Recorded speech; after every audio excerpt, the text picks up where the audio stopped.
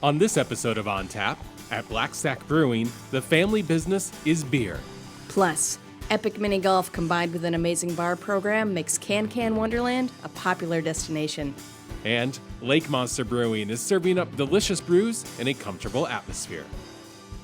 Thanks for joining us for another episode of On Tap. I'm Ben Hale, joined by Danica Peterson. Today we're hanging out in St. Paul. We're at Lake Monster Brewing, and I am enjoying their dark lager. It's called Last Fathom. It's delicious. And I have their IPA. It's the Empty Rowboat, and I am also loving it. Yeah, we're excited today to kind of hang out in this midway area of St. Paul and see everything it has to offer. We're going to start today's show by checking out BlackStack Brewing, a family-owned brewery right here in the Midway.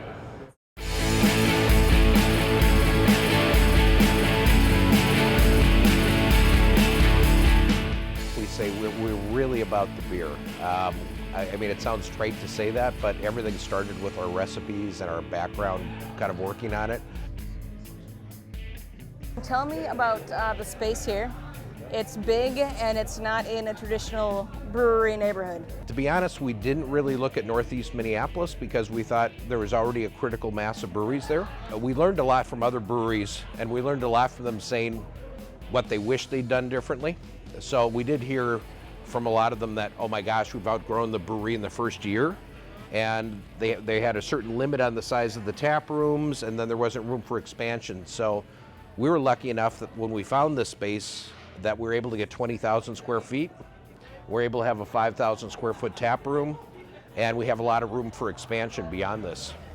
So we wanted people to feel like they were in an industrial space. Our design aesthetic that we came up with is we refer to this as kind of an industrial cathedral.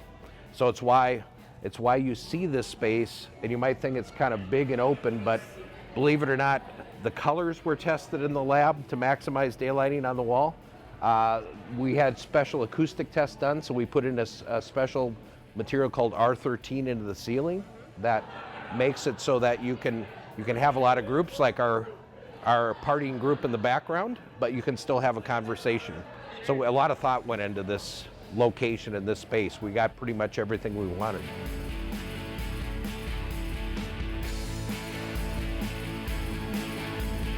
Let's talk about the beer. They're trying to make them approachable for everyone. So we always wear two hats here. One of the hat is we want to make it, in our minds, a critically good beer. Not that we're responding to the critics, but in our minds is the beer, would it stand up to critical review? And secondly, we want to make sure that they're accessible to people who might be new to craft beer, as well as people not used to some of the craft brew flavors. So by that I mean, we could give you 8 and 10 and 12% beer, and we might do specialty beers like that. But our original beers are all in the range of 5%, some in our New England style IPAs in the 6.25 to 6.5 range. And we think we try to get the maximum flavor for you with the least amount of alcohol, because we want our beers to be tasty. We want you to say, I'll have another.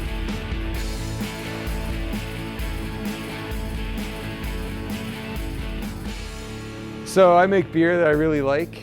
It's beer that some of it is very traditional. Our first four that we start with, we have a beer called Ratify that's a Belgian white.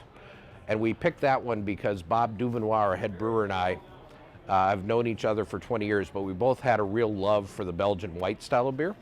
Belgian white beer, I've been after that beer ever since I first tried it. The second one we worked on is a beer called Ends Meat. Belgian animal, kind of not easily defined, but it's delicious. And we just love the, I like to call it horse blanket barnyard flavor. But maltiness too. It's hard to characterize or categorize because even Michael Jackson at the time said this beer is unique, that I can't say it's really an amber, I can't say it's this. So in the end he called it a Belgian special. He threw some beers into that category. You don't want to sit down to a meal of horse blanket, but it does really have a nice umami flavor aroma to it that's people seem to really like. We wanted that one to be extremely drinkable and balanced like that as well, and kind of an homage to Antwerp. The third beer that we have is called Spare Parts, And we didn't intend to brew a black lager at the start, or any lagers, because I'm sure you're well aware, lagers can take almost twice as long to produce or to ferment and condition as an ale. The IPA that we're doing now is kind of a new style to me. We were going to do an IPA. You almost have to do an IPA. And a lot of people do West Coast IPAs and other types of IPAs. But we're lucky enough, my son, one of my sons, but the whole family's involved, but one of my sons has trained for 2 years as the assistant brewer here. And he kept pushing the head brewer and myself saying, you guys, we got to look at New England IPAs. We got to look at New England IPAs. And Bob and I were not quite poo-pooing at the head brewer, but we weren't really on board, because the whole concept between a New England IPA is it's cloudy or hazy or different ways of describing it. I was really bored with the West Coast and all the just jumped up hop style West Coast beers.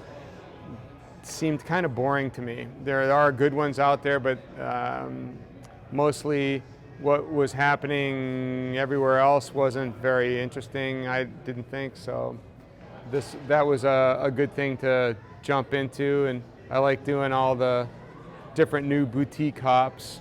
So the original one was called Local 755, and since this building had all of these employees for all these years who were parts of different unions, and they used to have anywhere from 600 to 800 people working here full time, we got to know a lot of the people who worked here.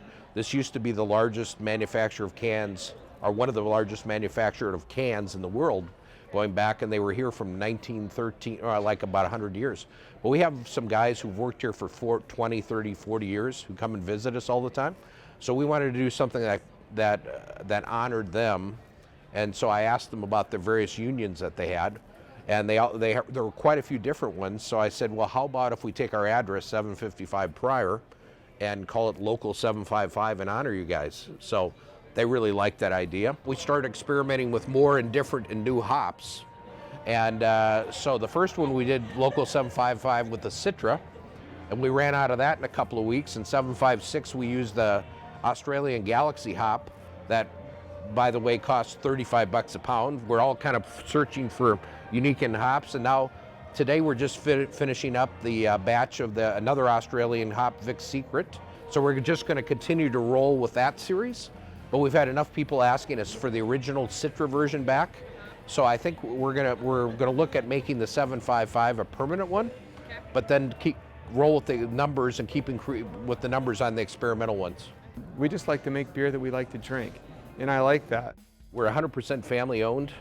We don't have any investors. We don't have any bank loans. We literally have 5 family members involved. So it's obviously me, my wife, who still works in kind of marketing and brand development, but still for a company, but does this part-time plus.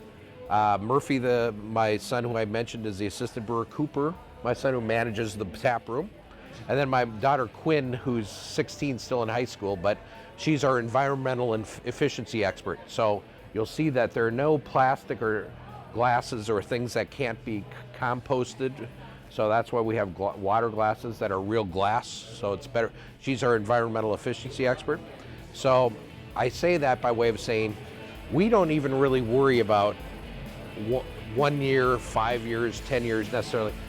It's beyond me, but I really think about more in terms of the next generation, 20 and 50 years. So we want to take it with a real long-term perspective. We're not going to rush into bars. We're not going to rush into this. We're not going to rush into fads, because we've seen that this is something our kids still want to be involved with for the long haul. And BlackStack is looking forward to expanding their taproom offerings as they continue to grow.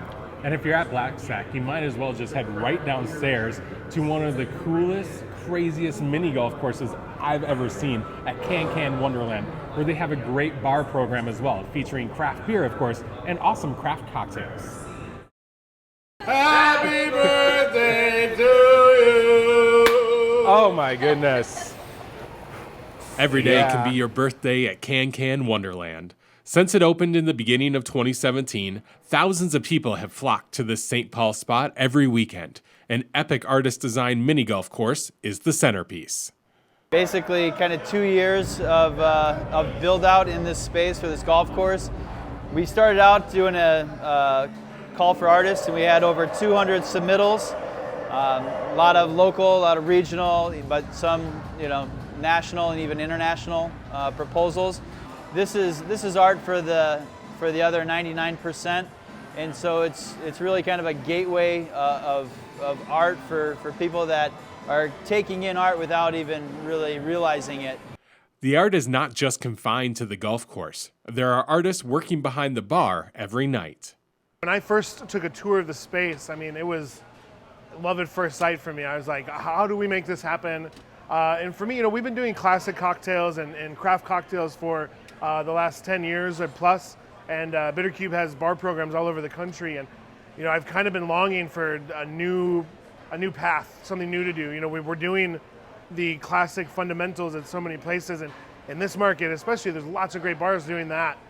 And so for me, this was an opportunity to kind of just, kind of think outside of the box as far as we can and create something that, we really wanted to do something very nostalgic here. And this is, I guess, a theme park. I'm 36 years old working at a mini golf course. It's not where I thought I'd be in my life, but we're really happy about it, and it's a craft theme park. Every hole is inspired by a different artist or group of artists and fabricators. I look at what we're doing behind the bar programs here as art installations. We're really thinking outside of the box and trying to create thematic drink concepts that are also nostalgic or reminiscent of a time and place. Now it was time to get down to business and discover just what Nick and his team are serving up. The first drink we're going to do is called the Beach Life. All right. This is a fun drink, kind of inspired by the beach and life on the beach. And what it starts with is a little bit of edible sand. And Who doesn't want some edible sand? Right. So just give that a try. All right. So this is our cinnamon sand. It's a blend of It's wafers delicious. and graham crackers. Yeah. Yeah, it's super delicious. And so what we do is we just put some of this edible sand down inside of this box. And then we have these chocolate rocks. Yep. Yeah.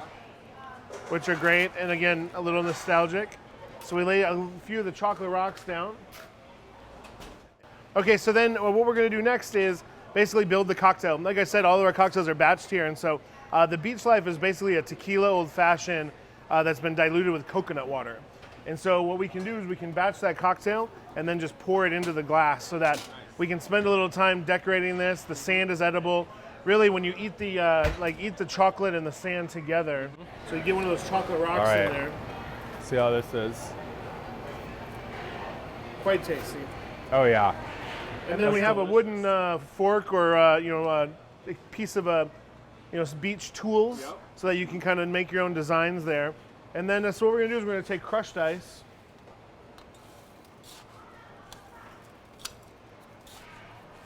Again, with that beach theme, you need to have crushed ice because it's going to be so warm. And then we take 6 ounces of the Beach Life, which is, again, tequila, agave, some of the BitterCube Jamaican No. 2 bitters, and coconut water.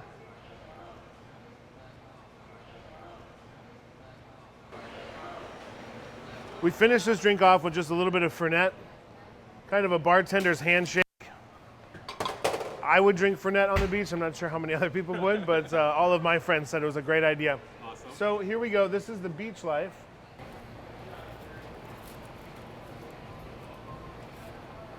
And there we have it. So you've got edible sand, edible rocks, and a delicious tequila old fashioned. Oh, that's delicious. Delicious. Yeah, there's nothing wrong with that. Beautiful. The cocktails are fantastic, but the beer offerings are equally impressive. This facility used to be a canning factory, and so we have no taps. All the beers come in cans. We have 12-ounce and tall boys, and we have lots of great local craft beers. The local craft beer scene has been very supportive on what we're doing here. A lot of great sponsorship and partnership has come together, and so we've got some really fun beers to work with. The one that we're doing today, in the soda fountain, we have a lot of floats, so beer floats, cider floats. This one is bent paddle, cold pressed coffee, the beer, so the black, and chocolate soft serve. And so very simple, but we're just gonna pour some of the cold pressed black from Bent Paddle over this chocolate soft serve. I mean, beer's delicious enough by itself, but then you add ice cream to it, and I mean, Exactly. it doesn't get much better. So give that a second to kind of come together. Get a good spoonful, and then as you kind of dig through it, we'll add some more beer. Cool. Chocolate, coffee, I mean, it's kind of a no-brainer there. So we have some other beer cocktails on the menu as well. I've got a couple beer slushies. You want to give them a try? Sure. All right. So this is the High Plains Grifter. This is the first beer slushie that we put on the menu. It's Fulton Lonely Blonde, Demerara, lemon, and Jim Beam bonded bourbon. Okay. With some orange bitters from Bitter Cube. Oh, I think this is the best thing I've had so far. This is delicious. Like, this is my jam right here. Yeah, so what's on top? Just some dried hops on top. Dried hops, You know, why since not? You're drinking it out of a straw, those hops are just going to kind of slowly sink to the bottom, so they won't get in the cocktail by any means. Yeah. The next beer slushie we have is the Strip and Go Naked. This is Indeed's B-side Pilsner with grapefruit juice, orange juice, a little bit of Deep Eddy vodka, which is a grapefruit flavored vodka from Texas, and Cappelletti Aperitivo, which is a kind of like a Campari or a bitter Italian liqueur, but it's wine based, so a little lower proof, a little bit sweeter. We're gonna just top this with a few dehydrated grapefruit, dehydrated grapefruit. There we go. Peels. The team at Can Can Wonderland is excited for the future and the opportunities to continue to create and inspire. Continue to be trying to push the envelopes that we've already been doing here. We're always going to try to go farther, crazier. We want this to be a constant boil of entertainment, amusement, and interaction. You'll never have the same experience twice at Can Can. That's the beautiful thing. Not only do we want to have that nostalgic factor, but we also want to surprise and delight people as much as we can. What a cool place, Can Can Wonderland. And I tell you, that beer float with the Fulton Lonely Blonde and the whiskey in it, my goodness, that thing is dangerous because it was so good. You did love it. I did. I really did love it. I loved that it seemed even bigger than it did in the pictures that I saw on the internet. Like the loop-de-loop was bigger than I could have imagined. Yeah. The Mastodon was, 20 feet tall. That's a guess. Yeah. I didn't measure it. And you know what? We didn't get into this, but check out for that secret bar. If you can find it, let us know because they're serving up something secret in that place. They got a secret bar. It's in the Mastodon. All right. Well, we're going to finish up our tour of the St. Paul neighborhood here at Lake Monster Brewing, where every day they're trying to do something new.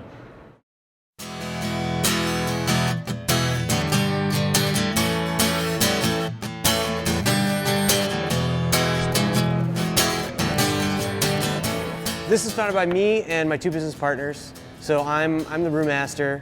All the beers are my recipes. I run the whole back of house.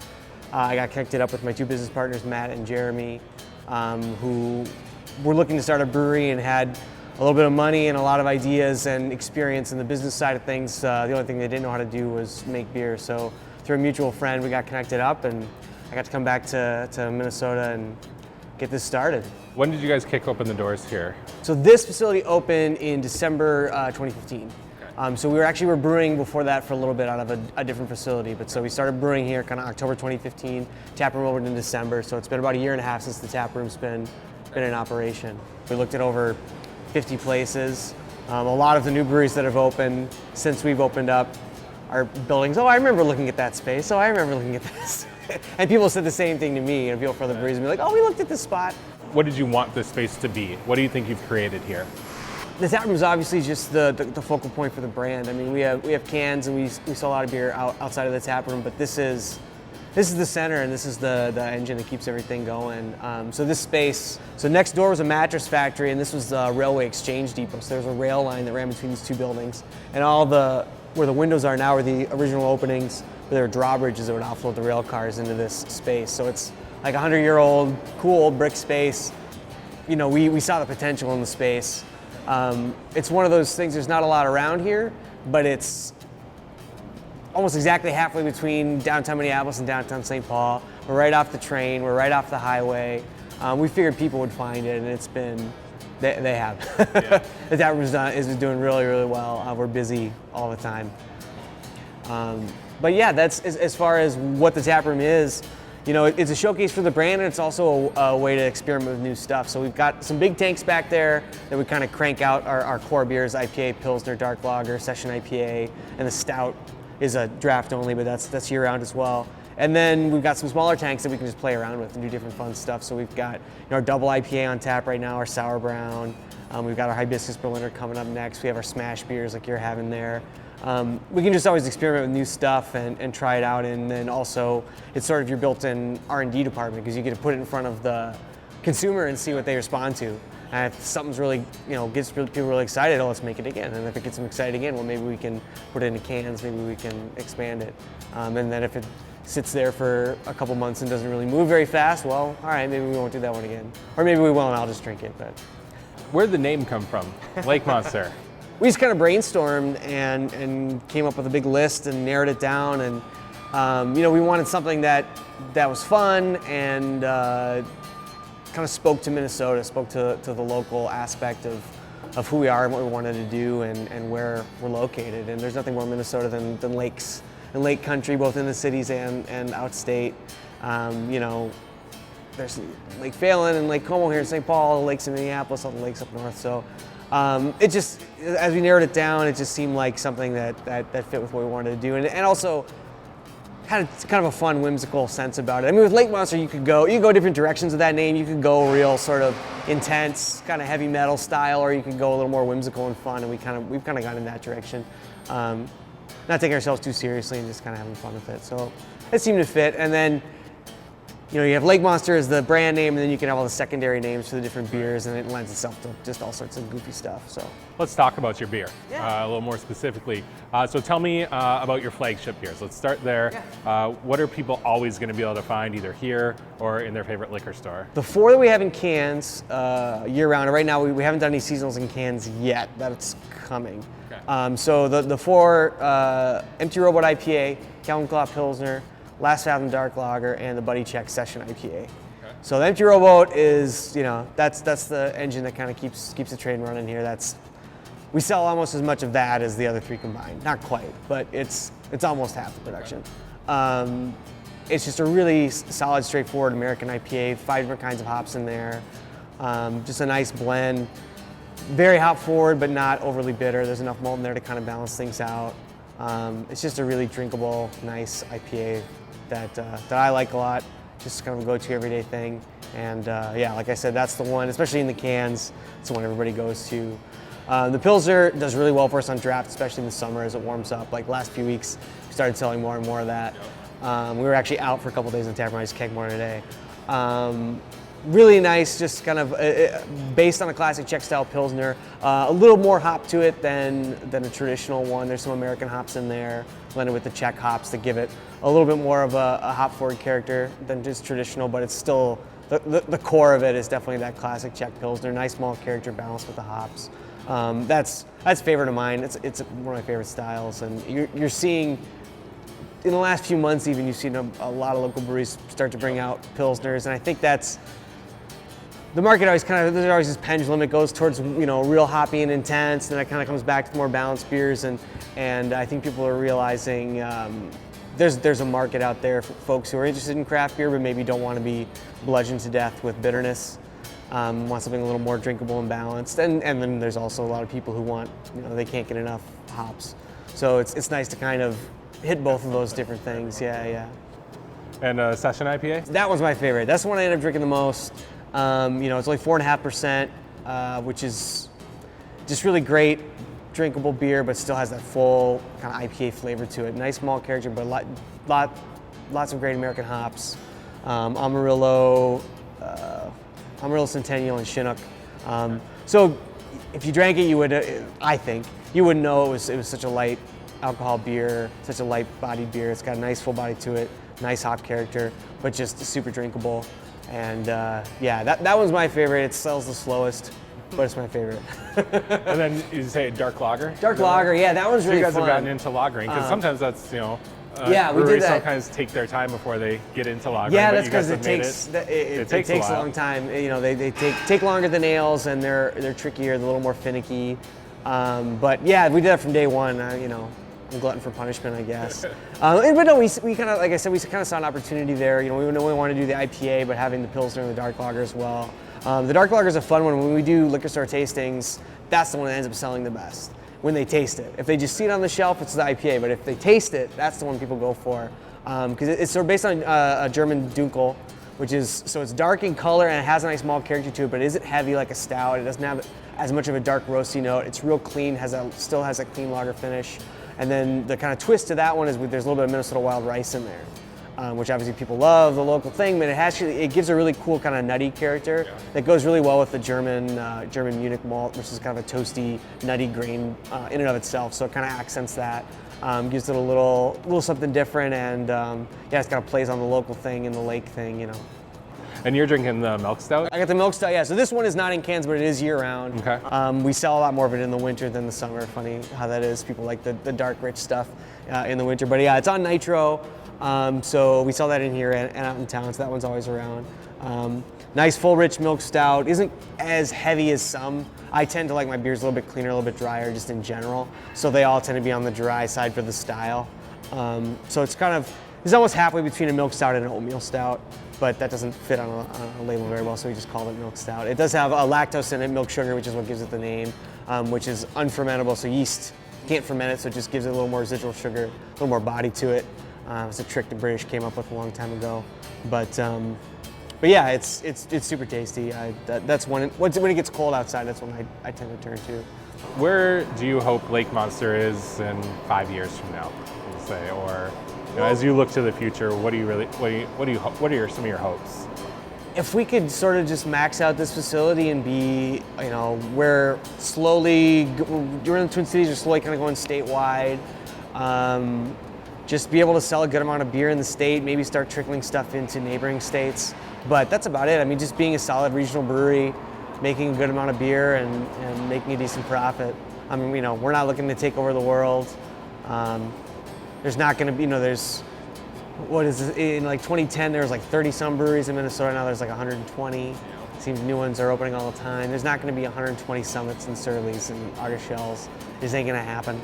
And I think most of the breweries that are starting up now, with some exceptions, seem to be more realistic about, like, you know, we're going to be the tap room in Robbinsdale. And they're not looking to be a 100,000 barrel a year production facility. They're like, we're just going to be a killer tap room in Robbinsdale. We're going to do Dangerous Man over here, basically. And I think that's good and that's more realistic. We're in a pretty big space. We wanted to be a decent production facility. We want to extend stuff, like I said, statewide, and then maybe trickle stuff into the neighboring states. But the stuff that's happening here, all these new breweries are opening up. That's happening in Milwaukee too, in Des Moines, and Sioux Falls, and so all those markets are getting more localized, just like ours is. So you have to be realistic about it, but you know, we think there's potential, especially with our brand. It says Lake right in the name. There's a lot of potential up north that we haven't really tapped into in Lake Country. So that's kind of this summer. That's part of our goals, is to start going up there a little bit more and getting some stuff up there. But yeah, I mean, we're on a good trajectory if we just kind of keep growing nice and steady, and yeah, just making a good amount of beer. That's the goal. It might not be the biggest, boldest, craziest beers, but consistent, clean, good flavor. Every time you drink it, you know what you're going to get. So yeah, I'm hoping every time you open up a can of the beer, it's always the same. And every time you come in the tap room, conversely, there's something different. So Danica, we've been here at Lake Monster now for a couple hours, and we've got to try several of their different beers, and really they have all been good. They've all been good. I'm looking forward to having a couple more when we're done here. Sure. All right. And before we go today, we would like to thank BlackStack Brewing, Can Can Wonderland, and once again Lake Monster Brewing for having us out. All right. Thanks for joining us for another episode of On Tap. Remember, drink good beer and drink it responsibly. Cheers.